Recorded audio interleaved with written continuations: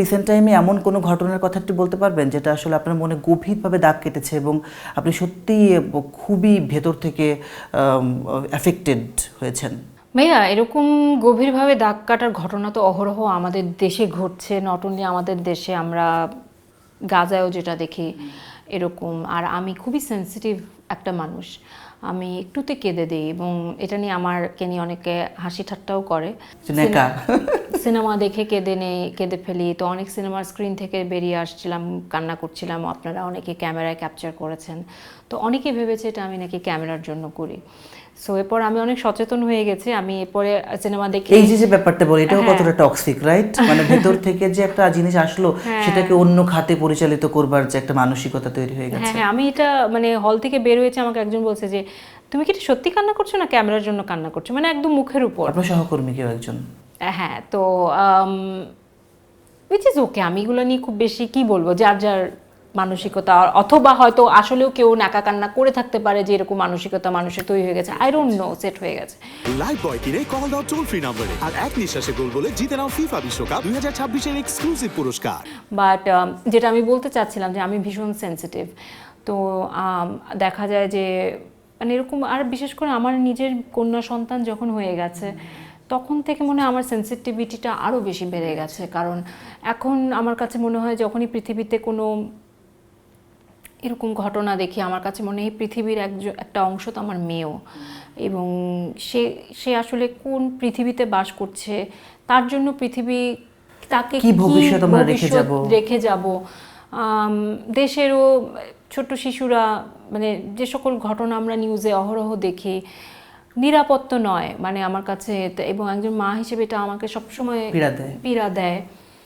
অন্য বাচ্চাদেরও যখন এরকম ঘটনা মানে দেখি, আমি মাঝে মাঝে ভাবি যে একটা বাচ্চা কি ট্রমা দিয়ে সেই মুহূর্তে গিয়েছিল, এটা ভাবতে গিয়ে আমি মেন্টালি অনেক ডিস্টার্বড হয়ে যাই। এটা নিয়ে কী বলবো ভাইয়া, আপনার সঙ্গে এখানে কথা বলছি, এটাই ক্যামেরায় যাচ্ছে, আমার কাছে মনে হয় আপনার আর আমার কথাটা না আসলে ওই মানুষদের পর্যন্ত পৌঁছাবে না যাদের পর্যন্ত পৌঁছানো উচিত। আমরা চেষ্টা করি, আর যদি তারা দেখেও থাকে তারা কিছু বুঝবে না। আমার কাছে মনে হয় কি রাষ্ট্রীয়ভাবে আমাদের কিছু করা, উদ্যোগ নেওয়া উচিত। এক হচ্ছে যে আমাদের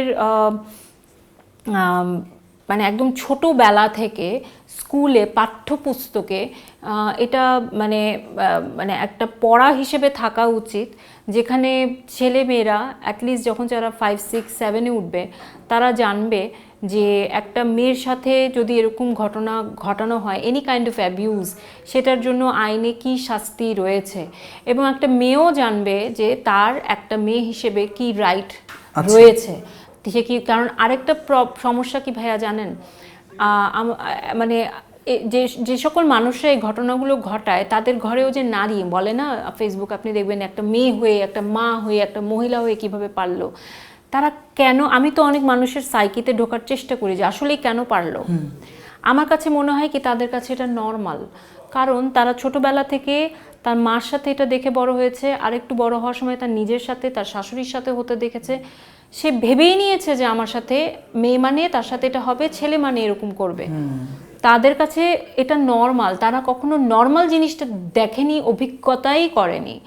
কাজেই একটা মেয়ে ছোটোবেলা থেকে, কারণ আমাদের দেশের শিক্ষা ব্যবস্থায় তো অ্যাটলিস্ট মানে সাক্ষরতার হার বাড়ছে, মানে তো বাচ্চারা স্কুলে যাচ্ছে, তো স্কুলে যদি যায় এবং তারা যদি ছোটোবেলা থেকে জানতে শিখে একটা মেয়ে হিসেবে আমার রাইট কী, এবং একটা ছেলে হিসেবে সেরকম অপরাধ করলে তার শাস্তি কী, তাহলে আমরা অ্যাটলিস্ট 20 বছর পরে হলে একটা প্রজন্ম দিয়ে যেতে পারবো যারা এরকম কর্মকাণ্ড দিক থেকে কিছুটা উন্নত হবে, কর্মকাণ্ড করবে না। আর আরেকটা মনে হয় যে শাস্তি হয়তো হয়ে থাকে, অবশ্যই হয়, কিন্তু এই শাস্তিটা যাতে একদম বাজনা বাজিয়ে হয়, দৃষ্টান্তমূলক একদম, মানে যাতে মানে সব জায়গায় যাদের মধ্যে এরকম বিকারগ্রস্ত মানসিকতা আছে তাদের কান পর্যন্ত পৌঁছায় যে এই অপরাধে যে করেছে, যার মতো অপরাধ করার মানসিকতা তুমিও রাখো, এর শাস্তি এটা, এবং এই শাস্তি আমরা দিয়েছি। আমি কখনো মব কালচারকে সাপোর্ট করি না, আমি কখনোই বিশ্বাস করি না যে এই যে আমাদের হাতে তুলে দেন, হ্যাঁ কেন, মানে আমাদের আইন থাকতে, আমাদের রাষ্ট্রীয়